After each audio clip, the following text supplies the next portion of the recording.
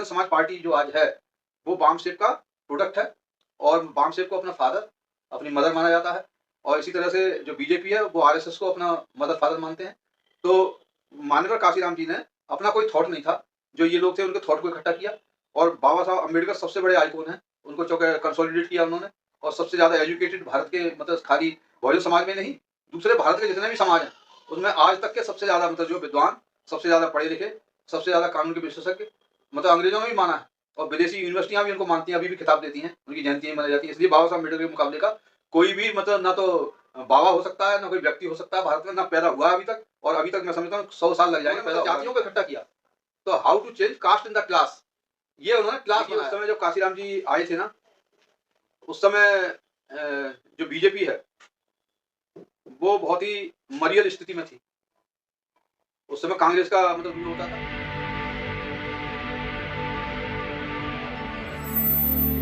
मेवालाल और आप देख रहे हैं बहुजन समय। साथियों, इस समय पूरे देश में चर्चा बढ़ रही है कि बहन जी क्या आने वाले 2027 में कुछ करिश्मा दिखाएंगी, जैसा कि 9 अक्टूबर का एक बड़ी भीड़ इकट्ठा हुई थी लखनऊ में, उससे कयास लगाया जा रहा था जितने विपक्षी पार्टियां थी उनको उसको सपोर्ट करने के बजाय उनका विरोध लगने लगा कि बहन जी बीजेपी के लोगों के द्वारा भीड़ जमा किया गया, उनका पैसा लगाया गया और यहाँ तक कि कहा गया कि जो उनके समर्थक थे बीजेपी के लोग वहां थे उसमें और किराएदार थे, भीड़ बीएसपी की नहीं थी।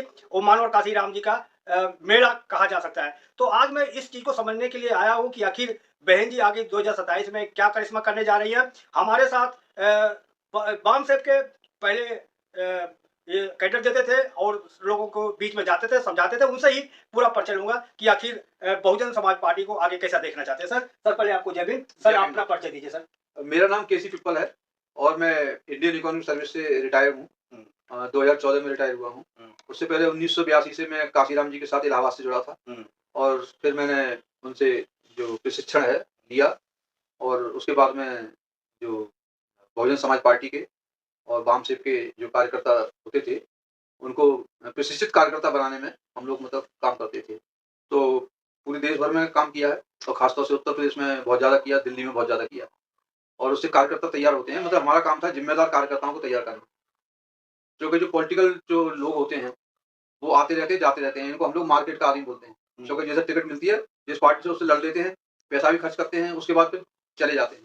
तो वो कोई स्थायी मतलब पार्टी के वर्कर नहीं होते हैं और इसलिए जो है कैडर किसी पार्टी में जो होता है वो कैडर बेस्ड पार्टी कही जाती है। इस समय देश के अंदर जो कैडर बेस्ड पार्टी है उसमें सबसे पहले कम्युनिस्ट पार्टी ऑफ इंडिया है, सीपीआई है, सीपीएम है और इसके बाद में जो बीजेपी है ये भी एक कैडर बेस्ड पार्टी है। उनके कैडर हैं, आरएसएस में उनका कैडर दिया जाता है और उनका जो विचारधारा है वो समझाते हैं। इसी तरह से हमारा जो कैडर है वो डॉक्टर बाबा साहब अम्बेडकर है, महात्मा फुले हैं, उनकी जो विचारधारा है और उसके बाद में आपके नारायण गुरु हैं, हमारे गुरुचंद ठाकुर, हरिचंद ठाकुर है बंगाल के।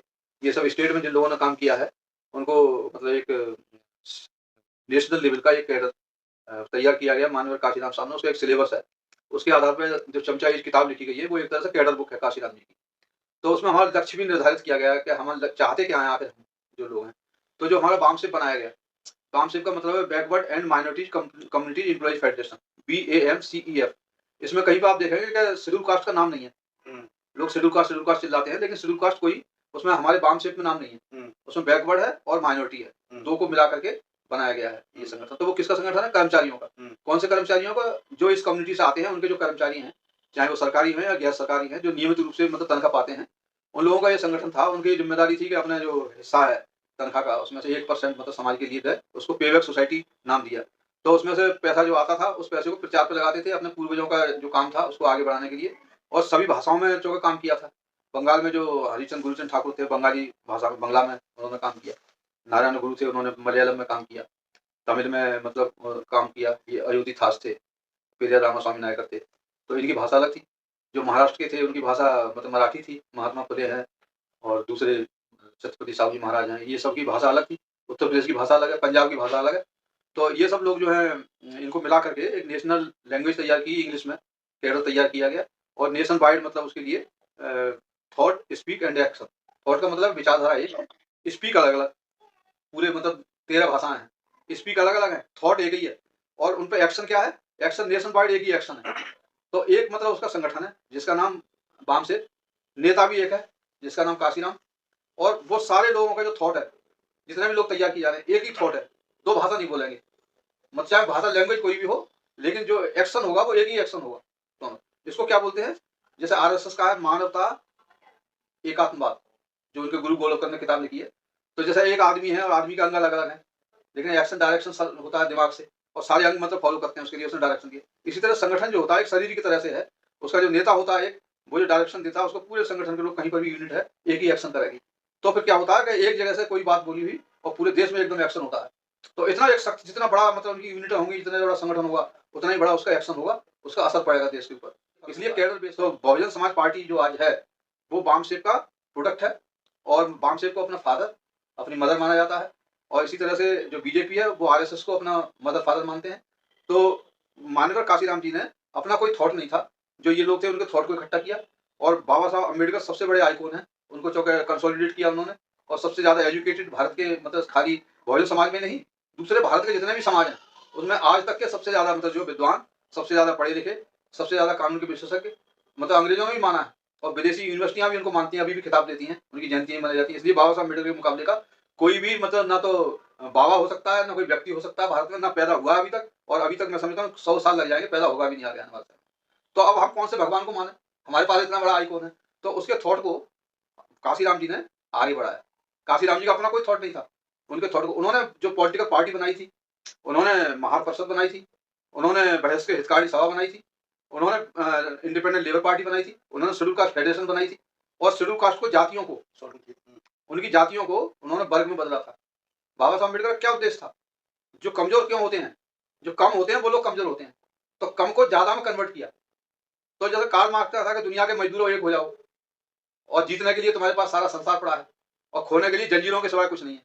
अगर तुम खोगे को संघर्ष में तो तुम्हारी जंजीरें टूट जाएंगी गुलामी की। सवाल तो लेने दो। हाँ, तो इसी तरह से बाबा साहब अम्बेडकर का जो था, उन्होंने भी सामाजिक, जो जातियों में टूटा हुआ समाज था, मजदूरों को इकट्ठा नहीं किया उन्होंने मतलब जातियों को इकट्ठा किया। तो how to change caste in the class, ये उन्होंने क्लास बनाया, और उस क्लास को बाबा साहब अम्बेडकर ने कहां तक छोड़ा, अछूतों के क्लास को बना करके, शेड्यूल कास्ट बना करके छोड़ दिया, उनकी पार्टी बना दी शेड्यूल कास्ट फेडरेशन। काशीराम ने क्या किया, बामसेब का मतलब बैकवर्ड, सारे बैकवर्ड, इसमें एससी, एसटी, ओबीसी, ये सब मिलाकर के बैकवर्ड बनता है, सब मिल जाएंगे तब। तो इसलिए उन्होंने पूरे बैकवर्ड को इकट्ठा किया, और उसके साथ में माइनॉरिटी को जोड़ा।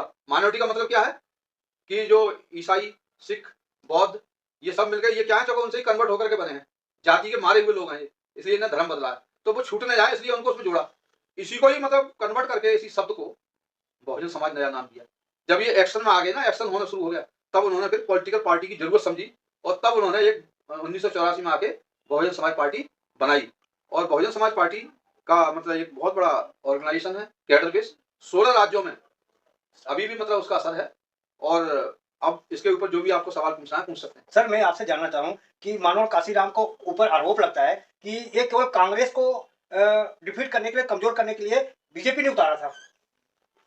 देखिए, उस समय जब काशीराम जी आए थे ना, उस समय जो बीजेपी है वो बहुत ही मरियल स्थिति में थी। उस समय कांग्रेस का मतलब रूल होता था, सेंटर में भी होता था, स्टेट में भी होता था। वो कब आए थे, 78 में उन्होंने बामसेब बनाई काशीराम जी। उससे पहले 73 में मतलब उन्होंने संस्था बनाई, मतलब अनुसूचित जाति और इनके जो कर्मचारी थे उनका संगठन बनाया। और ये कब बनी, क्या नाम है, ये जो बीजेपी, ये 80 में बनी। जो काशीराम आ गया उस समय तो बीजेपी थी नहीं, बाद में बनी ना बीजेपी। 82 में बनी थी बीजेपी। हाँ, 80 में नहीं, मेरे ख्याल से 80 में बनी है। तो 82 में बनी हो, 80 में बनी। अटल बिहारी वाजपेयी ने उसको बनाया था जब जनता पार्टी खत्म हो गई थी ना, सॉरी जनता पार्टी, हाँ जनता पार्टी थी पहले, वो थी नहीं, जनता पार्टी थी, जनता पार्टी, जनसंघ नहीं थी, जनता पार्टी थी। 79 में उनका शासन था देश के ऊपर, मोरारी देसाई प्रधानमंत्री थे, दूसरे चौधरी चरण सिंह जो बने थे वो जनता पार्टी के थे। तो जनता पार्टी होती थी।